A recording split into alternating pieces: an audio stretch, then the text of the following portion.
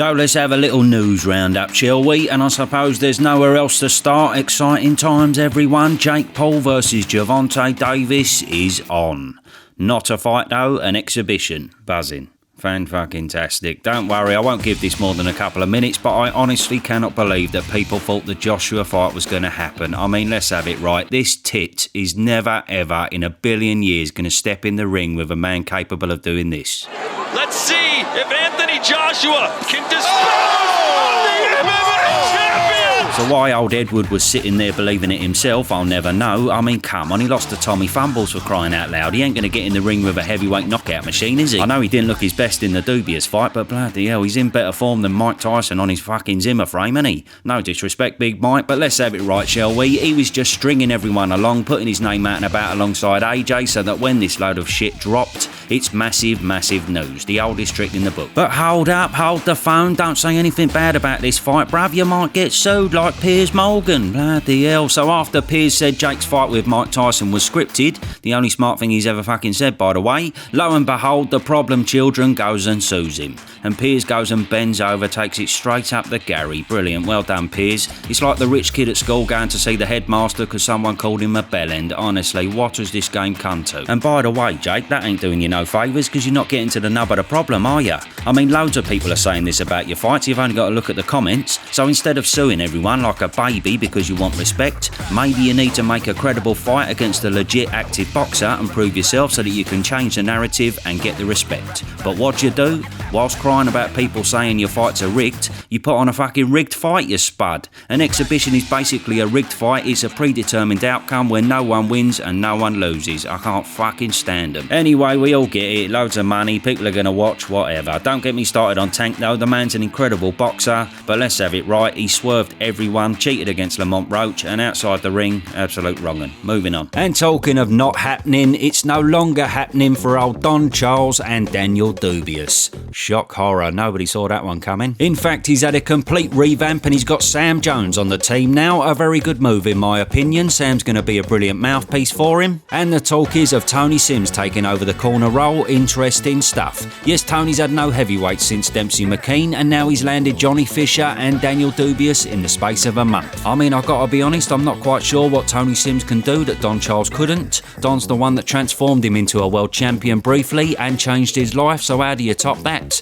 And who knows what the dynamic is going to be between Tony, Sam and Daniel's dad Stan. He seems quite a hard man to please and he has to be 100% involved in everything that Daniel does, so only time will tell if the relationships there will blossom or if they will eventually fall apart like it did between Stan and Shane and of course Stan and Don. We shall see. But yeah, we knew it had all gone to shit when Daniel started bloody barging him about. Out me fucking way, Don, I got a party to go to, bruv. In fact, I hope Sam puts an end to all that bollocks on fight day. That was just totally nuts, wasn't it? I mean, just chill out on fight day, Danny boy. Have a little Diet Coke and read a magazine or something. In fact, talking of magazines, if you fancy having access to thousands of magazines and newspapers for a cracking price, then let me introduce you to Reedley. Yes, you name it, whatever you tipple, Reedley has got you covered from entertainment to celebrity gossip to gaming to news and much, much more. All your favourite titles in one place and within this terrific little app at the click of a button. And yes, of course, if you're like me and you want mainly sports, maybe even specifically boxing, then of course Reedley has it sorted. We've got boxing news, boxing monthly, bundles of football choices like 442, and for all you prim and proper fellows, don't you worry, there's all the latest newspapers available as well.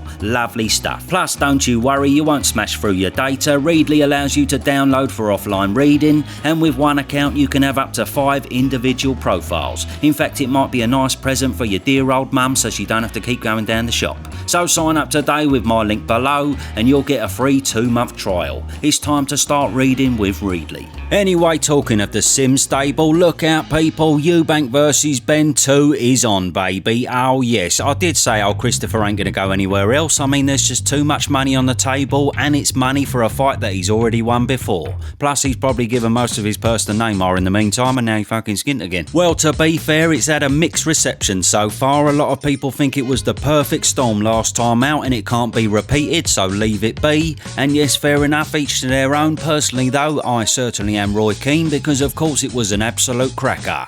I watch boxing in the hope I'll get a tear up, and I know I'm guaranteed another tear up this time out. But then some people don't want to see it also because they think once again it's morally wrong, Eubank's just killing himself at the weight, blah blah blah. And well, again, each to their own, but I'm sorry, I still think it's all total bollocks. Eddie said that everything's exactly the same contractually as the last fight, so once again Eubank clearly didn't have a problem accepting it all. And no, I'm not shilling for Matchroom or anything like that. I wouldn't have made a million Conor Ben videos if I was. I don't give a monkeys about who's involved. I'm just using my eyes and seeing Eubank make 160 in his last 4 fights, no problem at all. I'm seeing the Eubank that a couple of years back said his weight on fight day is 165 and he tries to never put on any more than 5 pounds after the weigh-in. And I'm seeing Eubank that said his optimum weight is not 168, it's actually 160, where you'll see the very best of him. So what's the big problem all of a sudden?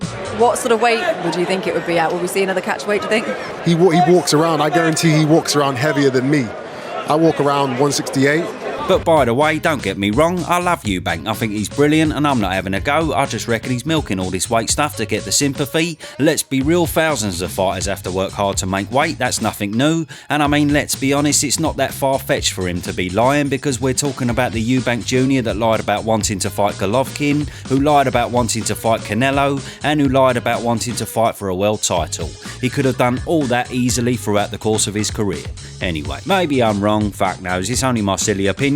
But then again, maybe I'm not, and it's not all as black and white as it seems. Regardless, I can't see how this fight plays out any different if Eubank is on the ball and he comes in as solid and strong as he was last time out. But you know, the fact that he's been farting about, changing the date, chilling out and living it up back on the poker table since April does make me think, is his head fully in the game like it was the first time?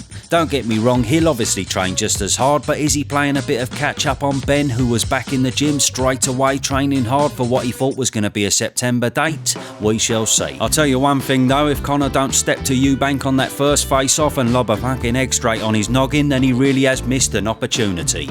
I mean, I do agree with the notion that it can't be better than the first build-up, because yes, how the bloody hell do you top all that? It was poetry, weren't it? From the drug failing to the egg to Piers Morgan to Senior moaning about the fight, then putting all his morals to one side and turning up on fight night because someone paid him a shitload of money.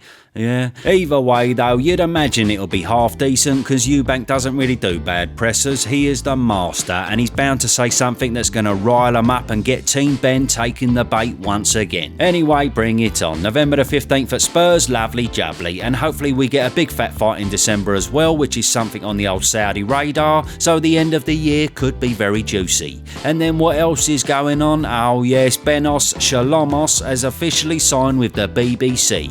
Interesting stuff. However, I don't know if he's on a wind-up, but according to Eddie, he ain't got many dates. They sent us a tender document to do the production, and it said in the tender document 4 shows a year, and it said all the fighters that apparently are going to be on the platform as well: Ben Whittaker, Adam Azim, Caroline Dubois, Lauren Price. Okay, so I gotta be honest, I'm a little bit lost with this one. If this is true, how can you stay afloat with 4 shows a year? What's the fucking point? And by the way, does this mean we're all funding it now with taxpayers' money? We gotta work our bollocks off so we can pay for Richard Riakporhe against Herbert Spondiker from France for the WBC Gold Diamond no one gives a fuck about belt?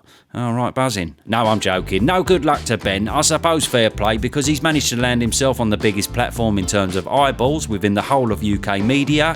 But let's bring it back to reality. Even if the 4 shows a year stuff isn't true, the financials just ain't gonna be there, and within a year, old Ben Whittaker, Adam Azim, Chris Smillan, Biff, Clark, Riakporhe, Simpson, to name a few, they'll all be gone because they ain't gonna be getting the purses that they want. In fact, it'll probably be a lot sooner than that, to be fair, because we've seen Vidal Riley and Joshua Buatsi, they've managed to jump ship already. And you bet your bumhole that a lot of blood is going to be spilt over the current contracts they've got, because at least one of them is going to try and make a move before they're contractually eligible to. I hate to say it, but unfortunately that could be the end of Boxer in big time boxing, but I honestly hope I'm wrong and Ben Shalom can shock us all. Anyway, that's my pony little news roundup. Don't forget, sign up today with my link below to get a free 2-month trial with Reedley.